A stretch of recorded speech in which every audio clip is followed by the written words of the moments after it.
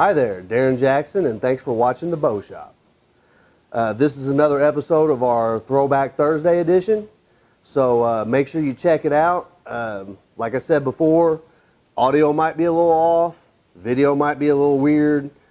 Sorry about that. These are all older videos from when I was learning how to do this. So make sure you check them out, and and you'll see that this also says Archery Solutions. It's now the Bow Shop since I've switched to this channel with Team Cajun Bow Fishing. So check out the videos, see if you like them, and don't forget to give me a thumbs up, subscribe to the channel, and I'll see you next time on the Bow Shop.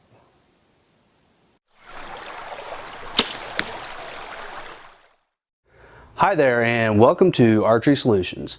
My name is Darren Jackson, and today we're going to discuss the different labelings on an arrow. More specifically, we're going to discuss arrow spine. And this is a thing that a lot of people don't understand about their arrows. Is spine seems to be something that they don't really are really not able to grasp. So today we're going to discuss arrow spine and why it's important, and we're going to go from there. So let's get into this. I'm going to get a couple arrows out. We're going to discuss what spine is, we're going to discuss what grain weight is, and we're going to go over a few terms. So give me just a second here and let me get my stuff together. Okay, we got our arrow here, and I like to shoot these Victory low torque arrows. I'm not sponsored by Victory. I've just always liked these. I just like the small diameter shafts. I think they fly better and they penetrate better. And the other nice thing about these shafts is especially if you're a traditional shooter, these shafts will come in a very wide range of spines. So as a traditional shooter, you'll know, and we'll get into this a little bit later, but as a traditional shooter, you know how important it is to get your arrow spine properly for your bow, for your recurve or your traditional bow. And these really, it's really nice to be able to get, a wide variety of spines. I want to say that they go all the way from an 800 all the way down to a 200 spine. So anyway, I'm not going to go over what all the parts of an arrow are. I mean, by now you should already know what a fletching is, vanes or feathers, a knock. I got arrow wraps on mine, insert point. That's all stuff you probably already know about. The one thing I want to discuss is on the arrow here, there's a labeling on here that'll have a number. And all arrows will have this number. Okay, these particular arrows are 350. Now that means that this is a 350 spine. Let's go over some terms real quick. Something that you'll hear me refer to a lot is the AMO Standard. Okay, here's a definition of the AMO Standard, and I believe it stands for the Archery Manufacturers Organization. Okay, so basically it's a standardized way of having everything on everybody's bow be able to fit, and it will also, like all rest will fit all bows. Okay, all sights will fit all bows. AMO Standard on arrows is the 350 here, the labeling on here. The AMO Standard is what we're getting ready to go over is with our spine tester. So that's why we have that, so we make it easy so everybody can compare apples to apples when they're setting their bows up. Okay, so first thing is we go over that. Now, what is spine? Okay, spine is how much flex your arrow has. Okay, see the arrow flexing like that? And why that's important is because there's a thing called the archer's paradox, and if you Google this, you'll be able to see. I don't have the slow motion camera capabilities to really show this real well, but there's really good videos out there that show that when the arrow flies through the air for the first 10 yards, maybe less than that, 5 yards, the arrow will flex. It'll flex like this. I don't know if you can see that. You can see my hand. It'll flex back and forth like that. So jump over, look that up, and you'll see what I'm talking about. It's important that the arrow has a certain amount of flex, okay? And more so when you're shooting traditional and primitive equipment, because your arrow has to flex around the riser to be able to clear the riser, so that the vanes and the fletchings, usually feathers when you're shooting traditional, they will get around the riser. The AMO standard for spine is as shown here in the picture. It's 26 inches, or it's 2 points, 26 inches apart, with a 2-pound weight in the middle, okay? And it has to be exactly a 2-pound weight in the middle. And then it's the amount of inches of deflection in the arrow when you put that 2-pound weight in the middle.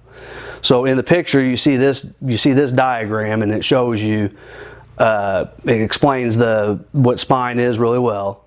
And then here you can see this is somebody had made a spine tester, and this is a homemade version of a spine tester, which you can, as long as you can get the 2-pound weight and it's accurate, then you can make your own spine tester. It's not rocket science. And then here's a manufactured spine tester that you can buy. They usually run anywhere from about $100 all the way up to a couple $300, depending on what kind you get. So, you know, and then here's a snapshot of my spine tester that I use. This one is a wall mount. You can see it's set up a little different, but the scale works the same. So you know, it'll give me an accurate measurement of spine. So anyway, so that's pretty much it for spine. You know, now you understand what that is. And you know, the other thing that you have to look at is grain weight, and that's what a lot of people's misconception about this number is. They think that's what their arrow is supposed to weigh at the end of the day, and it doesn't. That has nothing to do with grain weight, other than the fact of a heavier spine shaft, generally speaking, is going to be a heavier weight shaft in the end. You know, these here are 350s. I want to say I've got them set up to where the total arrow complete from point to nock is right about 412 grains, okay? That's important later on down the road when you're talking about kinetic energy and penetration, but we'll get into that another day. But the spine is all we're concerned about right now. So you just need to understand that you need to get the right spine arrow for the bow that you have, and then you worry about getting the arrow weight where you want it. Now, you may be asking, well, you know, how do I know what spine for the poundage bow I'm shooting? Well, many manufacturers have their own spine scales set up for their particular arrows. And, you know, I mean, I can't tell you for every setup what the correct spine is.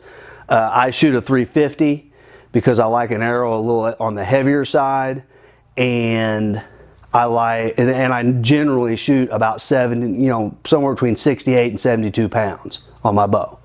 So that requires that I have a spine like this. I could get away with shooting a 400 spine, a step down from a 350. Okay, so that means it would have more flex. The bigger the number, the more the flex in the spine. Okay, so that would mean that when I shoot this, it'll flex more.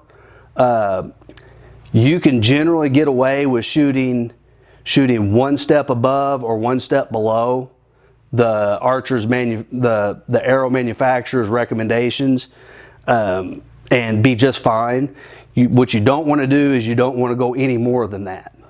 Okay, so like for my instance, the recommendation is for me to shoot a 350. So that means that I could shoot a 300 spine, which is going to be a little stiffer.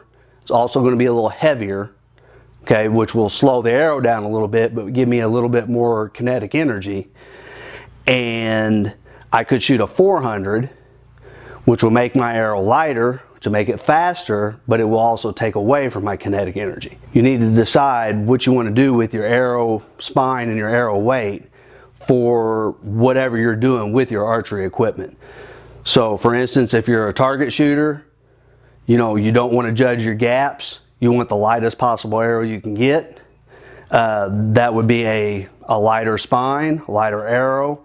Or you can, if you're shooting big game, if you're shooting elk, caribou, moose, something like that, you want a heavier spine. You want a heavier arrow, a heavier spine, and then you'll be able to get more kinetic energy, more penetration, but it'll slow your bow down.